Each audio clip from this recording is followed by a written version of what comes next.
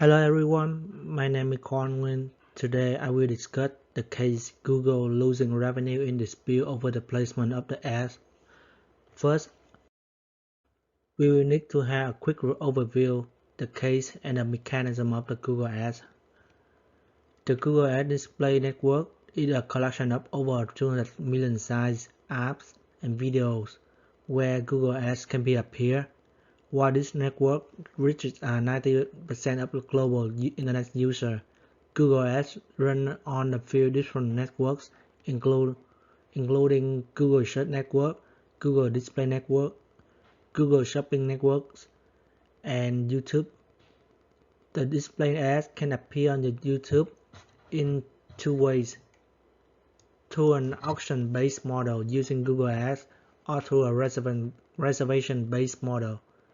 When an advertiser or agencies buy the ad from Google or other online ad provider, those ads typically target to the people with a certain interest or demographic profiles, which means that they are buying a target audience, not a space on a particular website.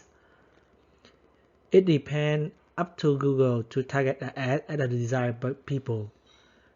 Even when the ads appear on the site and video the marketers don't want to be associated with, there are channels that have been delivered to the people that matching the desired profiles. So what caused the incident and what's unethical from the ethical dilemma of biofuels? So the advertisement appear alongside on a YouTube video earn the owner of the YouTube channel money. This means that racists, Holocaust deniers, and raps apologists with a large YouTuber followings have received payouts from Google for YouTube commercial. Google came under fire in late 2017 when a report in the Times of London revealed the ads that from some company and charities were running alongside with neo-Nazi and jihadist videos on YouTube and websites served by the Google Display Networks, as well as the British government demand to know why some of the commercials from the ranges of the British were included the ISIS propaganda videos. The primary issue appeared to be related to the use of AdX, a Google double-click ad exchange service, which utilizes the programmatic trading. So the programmatic trading automates the process of buying and selling advertising space online. Over the past few years, it has become one of the primary ways of buying advertising online, but it's also increasing the controversial. The claim is that it has lack of human checks that can hurt the media revenues and inadvertently support the sensitive and hate materials.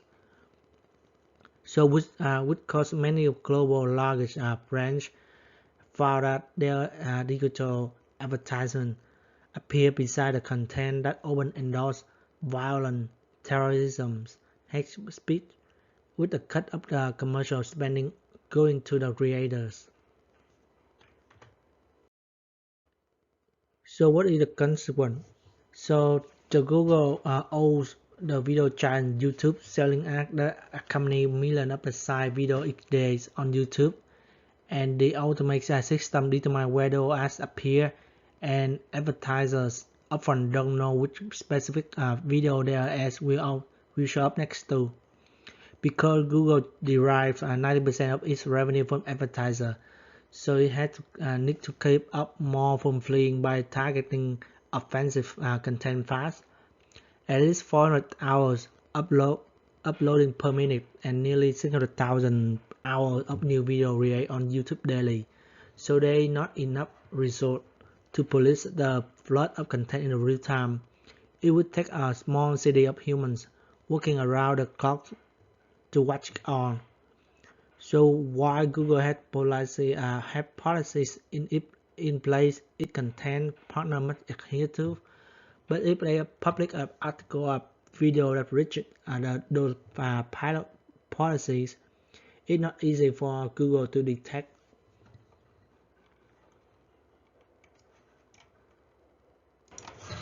The dispute adds way to demand for companies such as Google to take more responsibility for what is on their website, as the same as the Facebook was forced to do in the wake of the fake news scandal. The incident has resulted in the loss of up to $750 million in revenue for Google, the parent company that owns YouTube, and major holdback in advertising contract spending from several high-profile companies, including Marks and Spencer, Audi, IBS, and L'Oreal.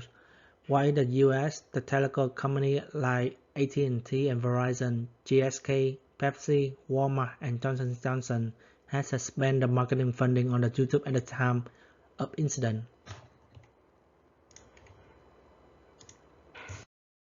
So this will come to the article first article question number 1. Should Google take a more active approach in censoring its content provider?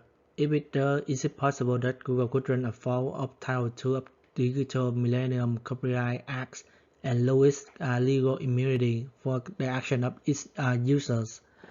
In my opinion, Google should be more active in censoring its content provider to filter the unwanted content in the media. In basic of thinking, Google owns the platform, so they have the right to restrict the content that is content within. On the other hand, they need to improve and adjust their content guidelines and stricter policy for the content creators. However, the decision about the amount and the extent of the censoring activity lies solely on the online service provider. So whether Title II deals with the protection of the ISP when a user posts a content that may be copyrighted, where it protects the provider under some safe harbor provision. So to avoid the problematic government government regulation, Google needs to have their own control on the behavior and usage which they are and ongoing doing this.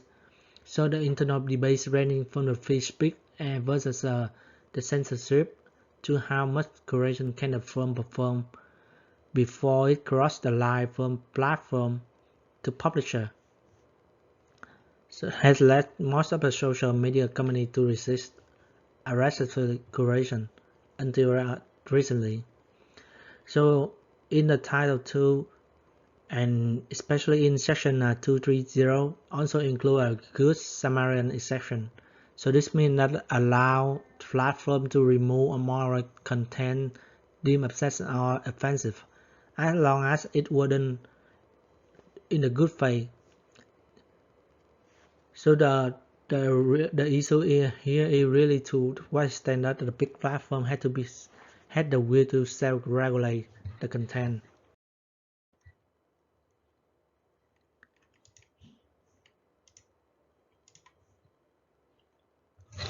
Ethical question number 2. How might Google deploy advanced technology to identify the content that is objectionable? So the scope of the work and notion required in accessing video show how Google still needs human help in dealing with the YouTube ad problem. So at first they need to improve the computer algorithm and machine learning to identify objectionable video on YouTube.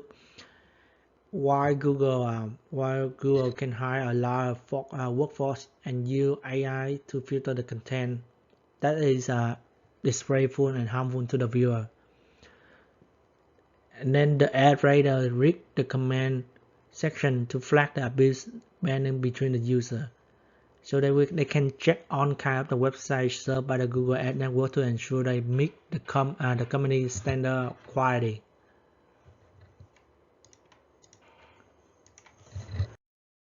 Come to the last question.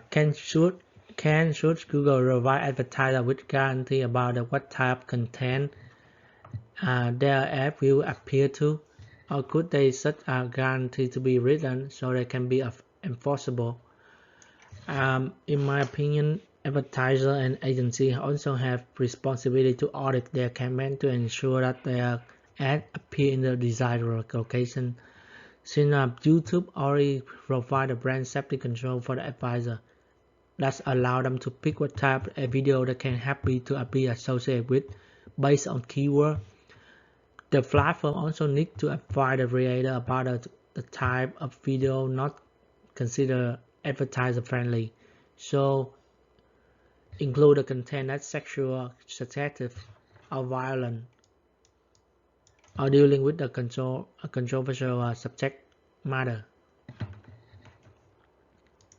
And that's for my case analysis. And then here my reference. Thanks for watching.